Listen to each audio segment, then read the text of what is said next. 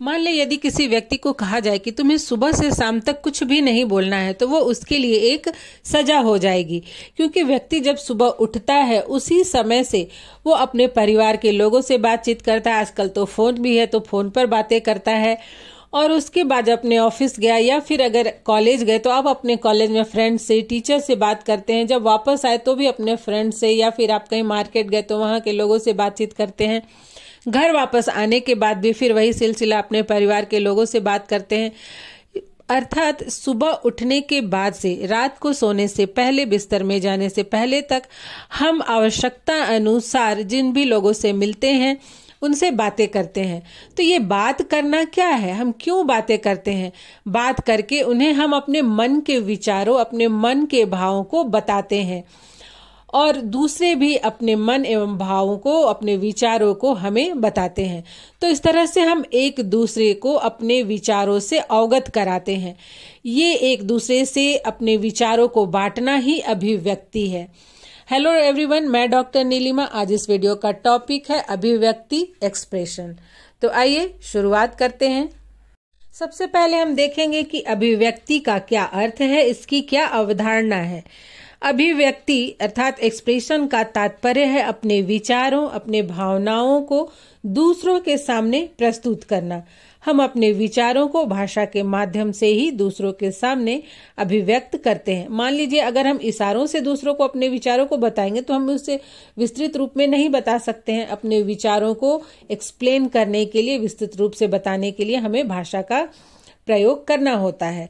तो अपने जो हमारे विचार हैं या भावनाएं हैं उनको हम दो रूपों में अभिव्यक्त कर सकते हैं, मौखिक और लिखित। अर्थात या तो हम बोलकर अपने विचारों को अभिव्यक्त करते हैं या फिर लिखकर हम अपने विचारों को अभिव्यक्त कर सकते हैं, लोगों तक पहुंचा सकते हैं। सबसे पहले हम बात करेंगे मौखिक अभिव्यक्ति की। तो मनुष्य अपने भाव, विचारों, इच्छाओं को, या फिर वह अपना कोई कार्य करता है तो उसको दूसरों को बताने के लिए भी सबसे ज्यादा मौखिक भाषा का ही प्रयोग करता है। देखिए, हम लिखने का काम तो बहुत कम करते हैं, अधिकतर बातें हम बोलकर ही समझाते हैं। तो जब एक बच्चा छोटा होता है तो वह अपने आसपास के लोगों से जो बातें सुनता है उसका अनुकरण करता है और धीरे धीरे अपनी आवश्यकताओं को, अपने विचारों को, भावों को अभिव्यक्त करना सीखता है। एक छोटा बच्चा जो होता है वो अपने मम्मी पापा, भाई बहन से वो सुनता है जो बातें, और वो सीखता है कि किन बातों को, किन भावों को, विचारों को कैसे अभिव्यक्त किया जाता है, उसके लिए क्या वर्ड, क्या अक्षर, क्या भाषा का प्रयोग किया जाता है, और वही वो सीखकर धीरे धीरे बोलना शुरू करता है, अपने भावों को अभिव्यक्त करना स्टार्ट कर देता है। शुरू में बच्चा थोड़ा तुतलाकर बोलता है, अशुद्ध उच्चारण करता है, लेकिन जैसे जैसे वो बड़ा होता जाता है धीरे धीरे प्रयास एवं अभ्यास से उसके उच्चारण में सुधार होता जाता है। इस प्रकार से मौखिक अभिव्यक्ति का प्रयोग हम अपने दैनिक जीवन में सबसे अधिक करते हैं, अर्थात सुबह जागने से लेकर रात में सोने से पहले तक। समाज के द्वारा मानक ध्वनि संकेत अर्थात भाषा के माध्यम से अपने हृदय के भाव को प्रकट करते हैं। ऐसा तो नहीं कि हम कुछ भी, किसी भी भाषा का प्रयोग करते हैं। समाज में जो भी भाषा का प्रयोग होता है, जो मानक ध्वनि है, उसी के आधार पर हम अपने हृदय के भावों को प्रकट करते हैं। हम यह भी कह सकते हैं कि मौखिक अभिव्यक्ति हमारे दैनिक जीवन का अत्यंत ही महत्वपूर्ण अंग है। मौखिक अभिव्यक्ति के माध्यम से हम जो भी विचार प्रकट करते हैं या अभिव्यक्त करते हैं उसका स्वरूप या उसका रूप अस्थायी होता है। अर्थात हम जो भी बोलते हैं उसका कोई प्रूफ तो होता नहीं है कि हाँ हमने क्या बोला, वो हमने किसी को कुछ बोला और सामने वाले ने सुना और ये बात खत्म हो गई। मतलब ये अस्थायी नहीं होता है। एक व्यक्ति ने बोला, दूसरे ने सुना और बात वहीं खत्म। इसका कोई प्रूफ ही नहीं होता है कि किसने क्या बोला और दूसरे ने क्या सुना। आइए एक परिभाषा देख लेते हैं। प्रोफेसर रमन बिहारी लाल ने कहा है कि मानव अपने हृदय के भाव को व्यक्त करने के लिए जिन ध्वनि रूपी साधनों या संकेत का प्रयोग करता है उसे ही मौखिक भाषा या बोलना कहते हैं। यह ध्वनि संकेत समाज द्वारा स्वीकृत होते हैं। तो ये जो परिभाषा है इसमें दो बातें देखने को मिलती है। नंबर 1 है अपने विचारों एवं भावों को मौखिक अर्थात बोलकर दूसरों के सामने प्रकट करना। और जो दूसरा है वह है दूसरों के मौखिक विचारों को सुनकर उनका अर्थ समझना, उनके भाव को समझना। मतलब जो मौखिक अभिव्यक्ति होती है, इसमें एक व्यक्ति या तो दूसरों के सामने अपने विचारों को प्रकट करता है या फिर दूसरों के विचारों को, दूसरों की बातों को सुनकर उसकी बात के अर्थ को समझता है, वो क्या बोल रहा है उसके भाव को समझता है। आइए अब देखते हैं मौखिक अभिव्यक्ति की क्या विशेषताएं हैं। जो पहली विशेषता है वह है स्वाभाविकता, अर्थात जो भी हम बोलते हैं, जो भी भाव अभिव्यक्त करते हैं, तो उस समय बोलने में स्वाभाविकता होनी चाहिए। अगर बनावटी रूप से हम बोलेंगे तो सामने वाला क्या करता है, वो मजाक उड़ाता है और सामने वाला भी समझता है कि ये बनावटी बोल रहा है, ये बनाकर बोल रहा है, इसके बात में सच्चाई नहीं है, जिससे सामने वाला व्यक्ति उसकी बात पर विश्वास भी नहीं करेगा। इसलिए सबसे पहली विशेषता है कि भाषा में स्वाभाविकता होनी चाहिए। दूसरी विशेषता है स्पष्टता, अर्थात हम जो भी बोलते हैं उसमें वो स्पष्ट रूप से बोले, अपने भावों को स्पष्ट रूप से व्यक्त करे। भाषा स्पष्ट हो तभी सामने वाला यह समझ पाएगा कि हम उन्हें क्या समझाना चाहते हैं, क्या बताना चाहते हैं। सबके साथ होता है, कई बार ऐसा सामने वाला बोलता है वो समझ ही नहीं पाता, तो फिर बोलता है कि हाँ एक बार फिर से बताइए, मैंने समझा नहीं आप क्या बोलना चाहते हैं। तो इसलिए जो भी बोले वो स्पष्ट होना चाहिए। नंबर 3 जो है विशेषता वह है शुद्धता। तो बोलते समय शुद्ध उच्चारण होना चाहिए, क्योंकि कभी कभी अशुद्ध उच्चारण से अर्थ समझने में परेशानी होती है या फिर अर्थ का अनर्थ भी बन जाता है। इसके बाद 4th है बोधगम्यता, अर्थात जो भी हम बोले वो सरल और सुबोध भाषा में होनी चाहिए। बहुत ही क्लिष्ट भाषा का प्रयोग करने से सामने वाला बातों को अच्छे से नहीं समझ पाएगा। मान लीजिए हिंदी ही बोल रहे हैं, तो हिंदी में भी तो बहुत सारे ऐसे वर्ड हैं जिनका अर्थ समझना थोड़ा मुश्किल होता है। तो इसलिए बहुत ही सरल सुबोध अर्थात ऐसी भाषा का प्रयोग करना चाहिए जिससे सामने वाला आपकी बात को समझ सके। इसके बाद जो नेक्स्ट है 5th नंबर वह है सर्वमान्य भाषा, अर्थात मौखिक भाव प्रकाशन में सर्वमान्य भाषा का प्रयोग करना चाहिए। वहाँ जिस भाषा का प्रचलन हो, लोग जिस भाषा को समझते हो उसका ही प्रयोग करना चाहिए। और अंत में है शिष्टता, जब भी बातचीत करें तो शिष्टाचार का अवश्य ही ध्यान रखना चाहिए। अशिष्टता पूर्वक बात करने से क्या होता है, संबंधों में दरार आती है, संबंध बिगड़ते हैं। इसलिए बात करते समय शिष्टता का जरूर ही पालन करना चाहिए। अब आइए देखते हैं कि मौखिक अभिव्यक्ति की क्या आवश्यकता है एवं इसका क्या महत्व है। देखिए आवश्यकता या महत्व में पॉइंट एक ही रहेगा, केवल लिखने का थोड़ा सा तरीका चेंज करना होगा पॉइंट को। नंबर 1 है दैनिक व्यवहारिक जीवन में अपने विचारों भाव को प्रकट करने हेतु या फिर भाव को प्रकट करने में सहायक। मतलब दैनिक जीवन में हम अपने विचारों को बोलकर ही अभिव्यक्त करते हैं, बताते हैं। नंबर 2 है संबंधों को दृढ़ बनाने हेतु या संबंधों को दृढ़ बनाने में सहायक। तो जो हम बात करते हैं तो बातचीत करके ही तो हमारे फ्रेंड्स बनते हैं और लोगों से हमारे रिश्ते गहरे होते हैं। तो जो मौखिक अभिव्यक्ति है यह संबंधों को बहुत मजबूत बनाती है। जो तीसरी विशेषता है वह है वार्तालाप आत्माव्यक्ति में निपुणता प्राप्त करने हेतु या फिर आत्माव्यक्ति में निपुण बनाने में सहायक। जैसे कि जो मौखिक अभिव्यक्ति है, बोलते बोलते बोलते क्या होता है, व्यक्ति को अभ्यास हो जाता है किस तरह से कब बोलना है, भाषा से संबंधित नियमों का ज्ञान हो जाता है, अपने बातों को वो कैसे अभिव्यक्त करेगा इसका ज्ञान हो जाता है। तो इसमें वह निपुण हो जाता है और फिर वो कहीं भी बातचीत कर सकता है। जैसे होता है ना स्टूडेंट्स को कि घर में तो ठीक बोलते हैं लेकिन वो विद्यालय में क्या होता है, टीचर जब खड़ा करते हैं तो वो बोल ही नहीं पाते हैं। तो ये जो है कि एक्सप्रेशन में निपुणता प्राप्त होती है मौखिक अभिव्यक्ति से। 4th है व्यक्तित्व के विकास हेतु या व्यक्तित्व के विकास में सहायक। देखिए जो आदमी या फिर जो बच्चा है वो अगर कॉन्फिडेंटली बोलता है तो इससे उसके अंदर कॉन्फिडेंस भी आता है और उससे उसका क्या होता है, व्यक्तित्व का विकास होता है, व्यक्तित्व सबल बनता है। नंबर 5 है आत्मविश्वास के विकास हेतु या आत्मविश्वास के विकास में सहायक। अगर आप अपनी बातों को अच्छे से एक्सप्रेस करना जानते हैं तो इसमें कॉन्फिडेंस आता है। नंबर 6 है विरोध प्रदर्शन करने हेतु या विरोध प्रदर्शन करने में सहायक। देखिए, ऐसा नहीं है कि हम हमेशा अच्छे से ही प्रेम से ही बात करते हैं। अगर सामने वाले के विचार से हम सहमत नहीं होते हैं तो विरोध प्रदर्शन करने के लिए भी तो हम अपने भाव विचारों को व्यक्त करते हैं। नंबर 7 है वाक पटुता एवं शुद्ध उच्चारण में दक्ष बनाने हेतु जीवन की विभिन्न आवश्यकताओं की पूर्ति हेतु।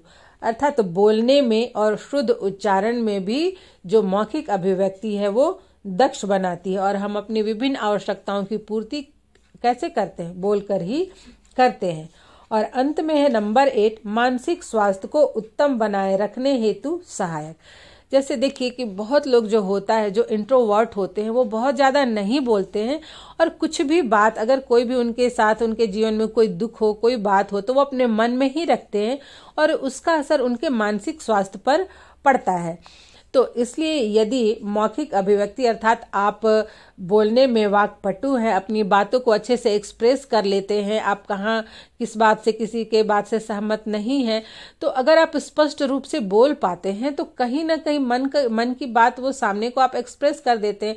तो नहीं कहते मन का भड़ास निकालना, तो अगर वो मन का भड़ास निकल जाता है तो क्या होता है, माइंड एकदम बिल्कुल रिलैक्स हो जाता है। और जो मन में ही रखता है बात को तो उसको कई तरह की मानसिक समस्याएं होने लगती हैं। आजकल इसी वजह से बहुत सारे बच्चे डिप्रेशन में भी चले जाते हैं। तो इसलिए मन में अगर कोई बात हो तो उसको अच्छे से बता देना चाहिए। अब हम देखते हैं कि एक शिक्षक होने के नाते आप छात्रों में मौखिक अभिव्यक्ति के गुण का कैसे विकास करेंगे, इसमें शिक्षक की क्या भूमिका होती है। तो नंबर 1 है स्वतंत्र आत्म प्रकाशन के अवसर देना, अर्थात छात्रों को बोलने के अवसर देना चाहिए। यदि स्टूडेंट टीचर से कोई बात बताना चाहते हैं, अपनी समस्या बताना चाहते हैं, चाहे वो पढ़ने लिखने से संबंधित हो या फिर किसी और भी टॉपिक से, तो उन्हें बोलने के अवसर देना चाहिए, डांटकर चुप नहीं कराना चाहिए। नंबर 2 है प्रश्नोत्तर विधि का प्रयोग। जब क्लास में पढ़ाते समय आप छात्रों से क्वेश्चन पूछेंगे तब छात्र अपनी बातों को एक्सप्रेस करना सीखेंगे। नंबर 3 है चित्रों का प्रयोग करना। आप देखेंगे विद्यालय में चित्र वर्णन का प्रयोग किया जाता है, अर्थात चित्र दिखाकर या बनाकर छात्रों को कहा जाता है कि चित्र में क्या हो रहा है, इसे आप बताएं। नंबर 4 है कविता तथा कहानी पाठ करना एवं करवाना। मतलब कविता भी स्वयं छात्रों को पूरे एक्सप्रेशन के साथ सुना के पहले बताएं, फिर छात्रों को सुनाने को कहें। उसी तरह से कहानी भी है, कहानी भी पढ़ना बताएं या कहानी उनको सुनाने के लिए कहें, पूरे एक्सप्रेशन के साथ, चाहे वो फेस एक्सप्रेशन हो या फिर भाषा से संबंधित। नंबर 5 है भाषण, आशु भाषण, प्रतियोगिताएं, संवाद, नाटक, वाद विवाद प्रतियोगिता जैसे कार्यक्रमों का आयोजन। तो स्कूलों में जो विभिन्न आयोजन होता है उसमें भाषण, फिर छोटे भाषण या फिर विभिन्न जो प्रतियोगिताएं हैं भाषण से संबंधित, कविता प्रतियोगिताएं होती है, कहानी प्रतियोगिताएं होती है, बातचीत होता है, इन सब का आयोजन करना चाहिए। और इसमें भी छात्र अपने भावों को एक्सप्रेस करना सीखते हैं और कोशिश ये होना चाहिए कि हर एक छात्र उसमें पार्टिसिपेट करे। नंबर 6 है बालकों के साथ प्रेम एवं सहानुभूतिपूर्ण व्यवहार, अर्थात बच्चों के साथ यदि टीचर बहुत ही प्रेम से बातचीत करते हैं और सिंपैथी रखते हैं उनकी समस्याओं के प्रति, तब ही छात्र अपने मन की बात को एक्सप्रेस कर पाते हैं। नंबर 7 है रेडियो, ग्रामोफोन एवं टेप का प्रयोग। इसके लिए रेडियो, ग्रामोफोन या टेप का भी प्रयोग किया जा सकता है। उसमें सुनाकर जो भी आप बुलवाना चाहते हैं छात्रों को उसे दोहराने को या बोलने को कहा जा सकता है। और अंत में है सामूहिक परिचर्चा, अर्थात किसी विषय पर सामूहिक परिचर्चा का आयोजन किया जाए और प्रत्येक छात्र को उस टॉपिक से संबंधित अपने विचार व्यक्त करने को कहा जाए। इससे भी छात्र बोलना सीखते हैं। अब हम बात करते हैं लिखित अभिव्यक्ति की। तो जब हम अपने विचारों को भाषा के मानक रूप द्वारा लिखकर व्यक्त करते हैं तो उसे लिखित अभिव्यक्ति कहा जाता है। लिखित अभिव्यक्ति व्यक्ति की एक सृजनात्मक शक्ति होती है। यह व्यक्ति के विचारों को स्थायी रूप प्रदान करती है, अर्थात जब भी अपने भावों को, विचारों को लिख दिया जाता है तो वो स्थायी हो जाता है। वो क्या होता है, उसका प्रूफ हो जाता है कि हाँ मैंने क्या लिखा, मैंने अपने भाव विचारों के विषय में क्या लिखा। तो मौखिक अभिव्यक्ति है बोलकर अपने विचारों को अभिव्यक्त करना, और लिखित अभिव्यक्ति है लिखकर अपने विचारों को व्यक्त करना। ये थोड़ा सा डिफिकल्ट होता है लिखित अभिव्यक्ति। ये हर एक व्यक्ति पे निर्भर करता है कि वो कितना अच्छा लिख सकता है, अपने भाव विचारों को प्रकट कर सकता है। अब आइए देखते हैं कि लिखित अभिव्यक्ति के क्या उद्देश्य होते हैं, इनकी क्या आवश्यकता है या क्या महत्व है।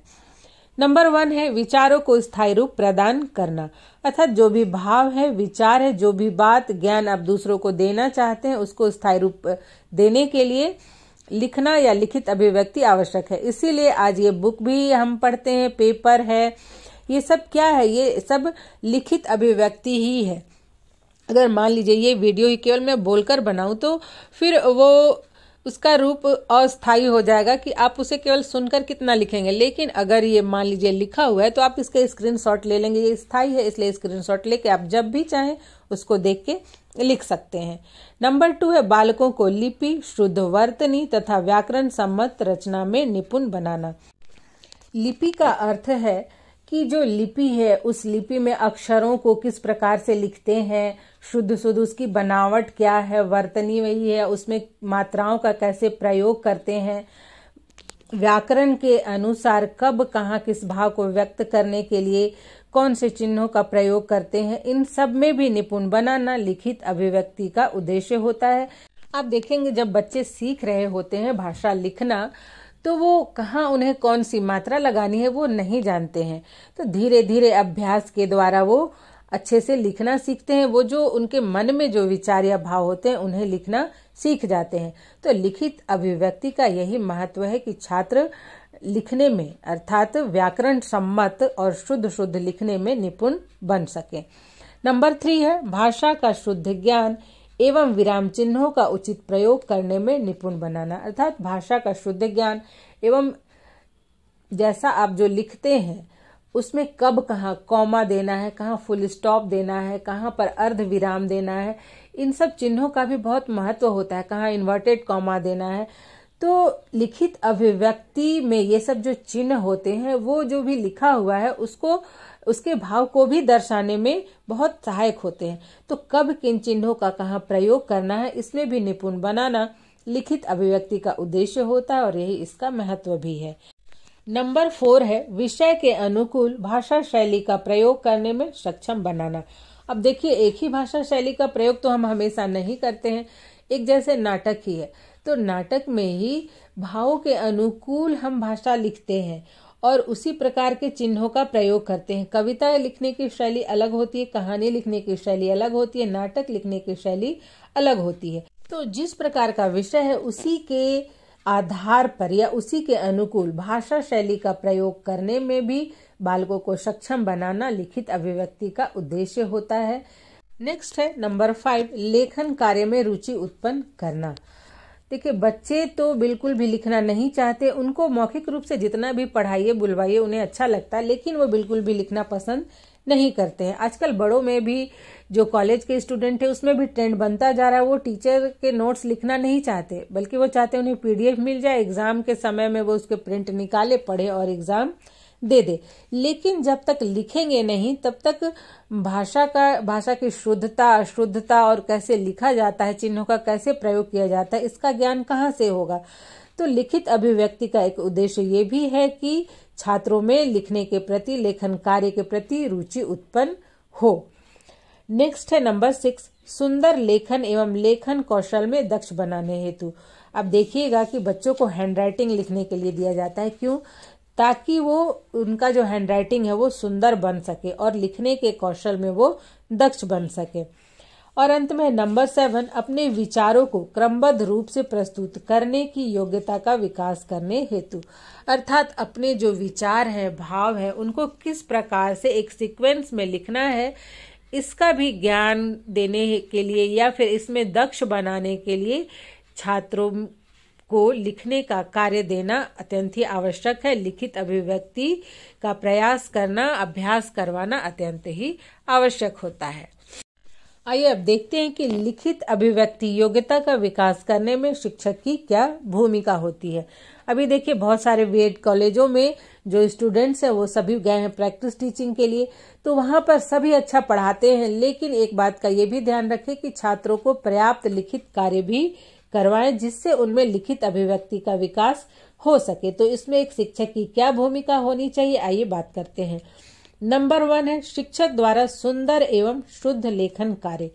तो सबसे पहले स्वयं ही जो ब्लैक बोर्ड पर लिखते हैं कोशिश करें कि वो सुंदर लिखे और शुद्ध लिखे। इसके लिए क्या है, बोल बोल कर लिखना चाहिए। नंबर 2 है छात्रों को लिखते समय बैठने तथा पेंसिल या कलम पकड़ने का सही ढंग बताना। बहुत सारे छात्रों को नहीं पता होता कि उन्हें कैसे बैठना है, तो ये जरूर बताएं कि उन्हें लिखते समय कैसे बैठना है, पेन या पेंसिल को किस प्रकार से पकड़ना है। थर्ड है अक्षरों या संयुक्ताक्षरों, मात्राओं एवं विराम चिन्हों तथा सिरोरेखा का समुचित ज्ञान देना। तो अक्षरों का कैसे उनकी बनावट है उसके अनुसार कैसे लिखे, मात्राओं को कब कहाँ कैसे लगाना है, विराम चिन्हों का कैसे प्रयोग करना है और सिरोरेखा भी अवश्य देना और किस प्रकार से देना है इसका भी जरूर ज्ञान देना चाहिए। नंबर 4 है शुद्ध एवं सुंदर लेखन का महत्व बताएं। छात्रों को बताएं कि शुद्ध लिखने से क्या होता है, अशुद्ध लिखेंगे तो उसके चलते उनके मार्क्स कट सकते हैं। सुंदर लेखन का भी क्या महत्व होता है जरूर बताएं। नंबर 5 है छात्रों के मानसिक एवं बौद्धिक स्तर के अनुकूल डिक्टेशन, हैंडराइटिंग इत्यादि उन्हें कार्य अवश्य देना चाहिए। साथ ही पिक्चर डिस्क्राइबिंग का वर्क भी, चित्र वर्णन का कार्य भी उनको करवाना चाहिए। नंबर 6 है लेखन प्रतियोगिताओं का आयोजन एवं प्रोत्साहन और पुरस्कार देना, अर्थात लिखने से संबंधित कोई टॉपिक का चयन कर ले और प्रतियोगिता आयोजित करे। क्लास में भी आप कर सकते, किसी टॉपिक का चुनाव करके छात्रों को लिखने के लिए दें और जो अच्छा करे तो उन्हें कोई पुरस्कार दे। पुरस्कार में ऐसा तो नहीं कि बहुत बड़ा पुरस्कार ही दे, एक पेन भी आप दे सकते हैं, या फिर वो भी ना हो तो आप शाबाशी दे सकते हैं, छात्रों से उनके लिए ताली बजवा सकते हैं। और अंत में है नंबर 7 पर्याप्त अभ्यास।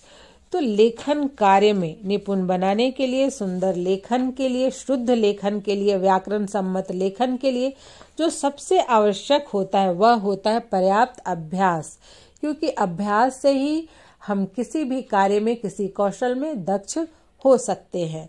आपने वो दोहा तो जरूर सुना होगा, करत करत अभ्यास ते जड़मति होत सुजान, रसरी आवत जाते सिल पर परत निशान। तो जितना अभ्यास करेंगे उसकी स्मृति हमारे मस्तिष्क में दृढ़ होती जाएगी, उस कौशल में दक्ष बनते जाएंगे। तो आज हमने बात की अभिव्यक्ति की, आशा करती हूँ ये वीडियो आपके लिए हेल्पफुल होगा। अगर हेल्पफुल हो तो कमेंट करके जरूर बताएं और वीडियो को लाइक करके सपोर्ट करें जिससे ये और भी लोगों तक पहुँच सके। आज यहीं तक, मिलते हैं नेक्स्ट वीडियो में।